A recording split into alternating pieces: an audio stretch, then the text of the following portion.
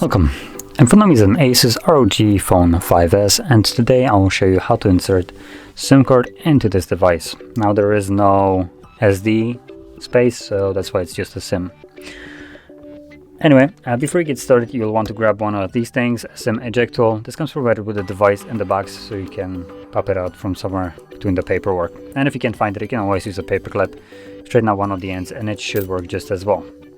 The next thing, if you have some kind of case on your phone, you'll need to take it off. And then we can pop out the tray, which is located at the bottom left side right here where the little red thing is. That's our tray.